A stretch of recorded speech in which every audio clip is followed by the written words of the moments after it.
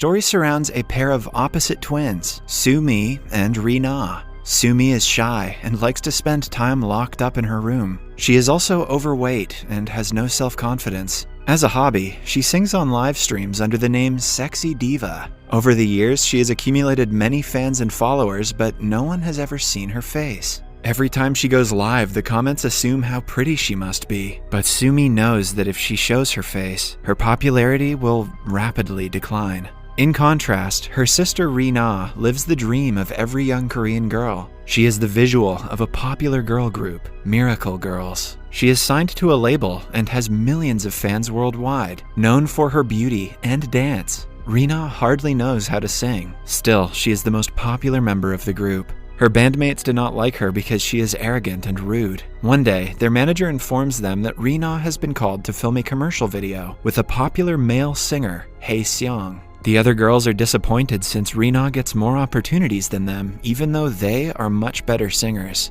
Later that day, a couple of reporters come to the girls' home to interview Rina's family. However, Rina asks Sumi to stay in her room during the interview, ashamed of her looks. When asked if she has any siblings, Rina claims that her elder sister studies abroad and is rarely home. Sumi hates her sister because of her unlikable personality. Despite being twins, they do not share anything about their lives with each other and are always arguing. One thing that Sumi despises more than her sister is her school. Her classmates bully her so much that she always keeps account of the days left to graduate. Unfortunately for her, the group of bullies also has a popular guy named Gyo Seok, who she is madly in love with. Last year, around the same time, Sumi had decided to confess her feelings to Gyo Seok and bought him a gift, but the bullies caught her with it and read the love letter out loud. Sumi still hasn't gotten over the embarrassment of being rejected in front of everyone, but her feelings for Gyo Seok haven't changed. Somewhere else, Rina goes to the set of the commercial and meets a fellow idol, Hae Seong. He is even more arrogant than Rina and likes to think of himself as a musician more than an entertainer. Knowing that Rina is only famous for her looks, he is extremely rude to her.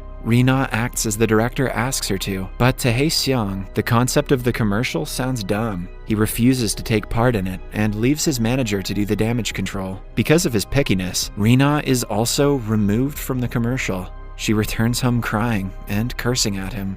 Meanwhile, Sumi is hanging out in their front yard with their family dog. When she isn't looking, it runs outside the house and disappears. Sumi spends the entire day looking for it and finds an older woman unconscious on the ground. She takes it upon herself to carry the poor woman to her house.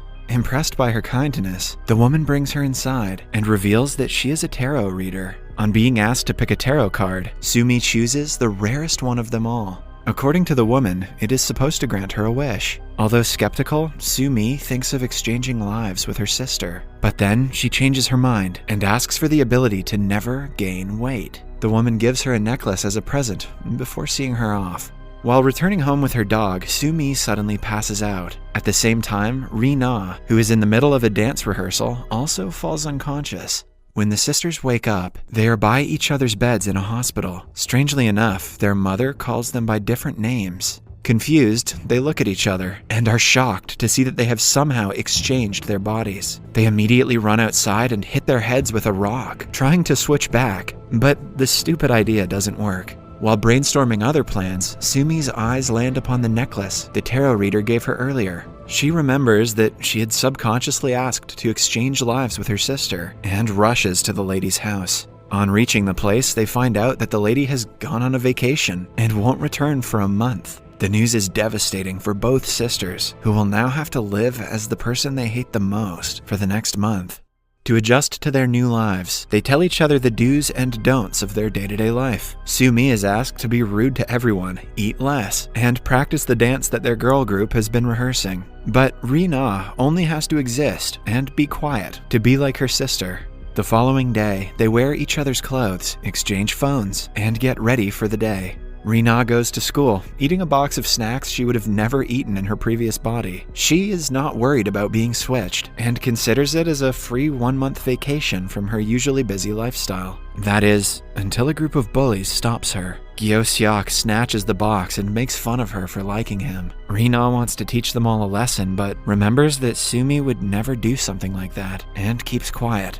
Meanwhile, Sumi goes to the company for a final rehearsal of their comeback show. Being the most popular one in the group, she is given the prettiest clothes and first priority. However, when it is time to perform, she gets nervous and messes up the dance. Hae-seong, who is watching the performance, laughs at her lack of talent. After the rehearsals, they will have to perform live. Nervousness gets the best of Sumi, and she breaks down crying in the bathroom. She holds the necklace and wishes to do her best in the final performance. Lo and behold, when she finally has to perform, she doesn't forget a single step. However, the main vocalist and her rival forget the lyrics in the middle of the live broadcast. To help her, Sumi sings in her place and steals the show. Even Hae-seong is surprised to hear her actually sing well. After the show, she accidentally falls into his arms. Unlike Ri-na, Sumi is mesmerized by his beauty. He puts her down before going to the stage and performing a song, while Sumi stares at him in endearment. At home, Ri-na is mad that Sumi sang well, because after going back to her body, people will expect her to do the same. Sumi promises to do her worst the next time, but then Hae-seong texts her, asking her to record a duet with him. Ri-na remembers him being arrogant the last time, and wants Sumi to do her best and teach him a lesson. At school, Ri-na discovers Sumi's journal and reads it. She soon finds out what her sister goes through on a daily basis due to the bullies. The next time she bumps into them, she makes sure to insult one of the girl's makeup. When the girl tries to slap her, Ri-na restricts her hand, surprising everyone. Gyo-seok comes forward to humiliate her for liking him for the 100th time, but Ri-na, in turn, calls him ugly and walks away. He is left stunned by the sudden personality change, and even finds it attractive. Humans are so weird. At the same time, in the company, Hae-seong texts Sumi to come to the rooftop. He apologizes for being rude to her during the commercial, and discusses what song they should duet. They seem to have similar taste in music, which makes it easier to choose. In the end, Hae-seong pulls her into an embrace, asking her out on a date. In the following scene, the couple is in the studio, mixing and recording the song. While listening to the end result, they end up kissing. At home, the sisters sit down to talk about their day. Since both of them did things the other one wouldn't approve of, they lie to each other. Ri-na is distressed that they still have 15 days to switch their bodies, but Sumi has started falling in love with Hae-seong and doesn't feel like changing. Before going to sleep, she wishes that the tarot reader never comes back from vacation.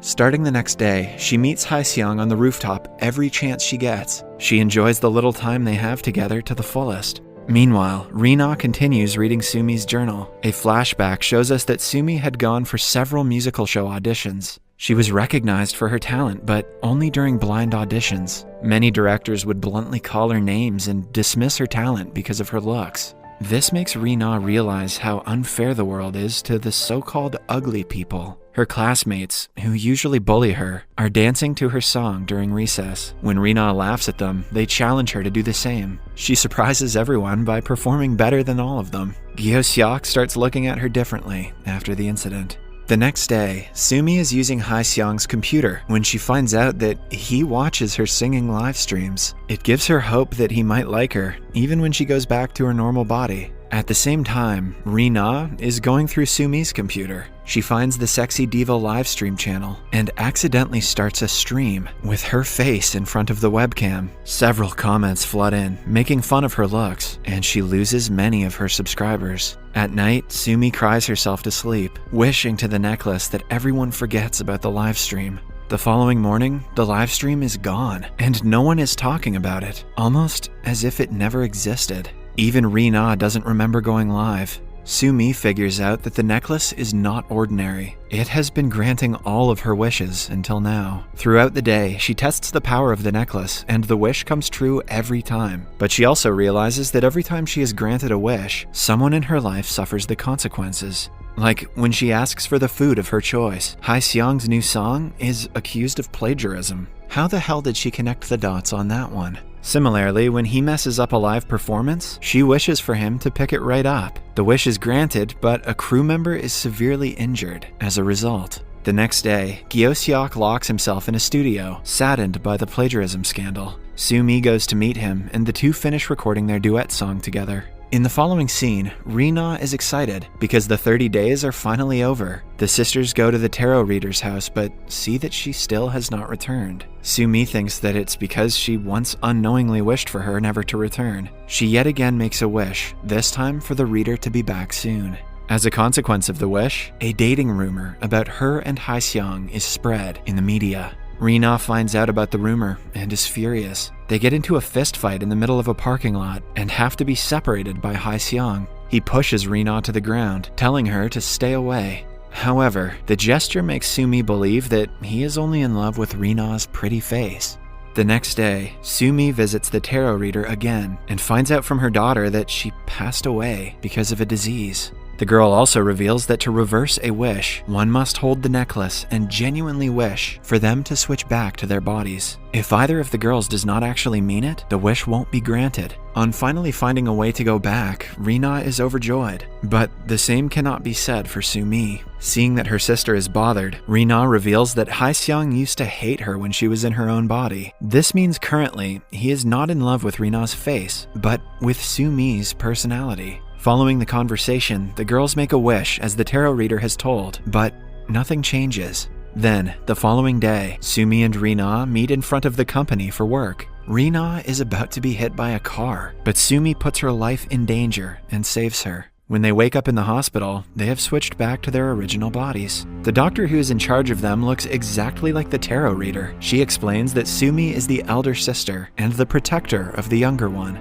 Since she fulfilled her purpose by saving Rina from the accident, they were able to switch back. In the following scene, Rina breaks up with Hyeseong, claiming that she doesn't want to lose brand deals by being seen with him. In reality, dating her sister's love is unacceptable to her. The bully, Gyo-seok, also apologizes to Sumi and expresses that he has started to like her. But she rejects him since she is in love with Hyeseong and because Gyo-seok is a simp. A few weeks later, Hyeseong organizes a musical audition. Rina brings the forms to Sumi, encouraging her to participate. Sumi gathers enough courage to go to the audition, mostly because she wants to look at Hyeseong one more time. She sings the song they duetted together and impresses everyone. In the last scene, we see Sumi and Hyeseong recording a song together, indicating that she got selected in the audition. Note that we never heard about the Sexy Diva livestream again, so I'd say the moral of this story is to ignore toxic internet comments.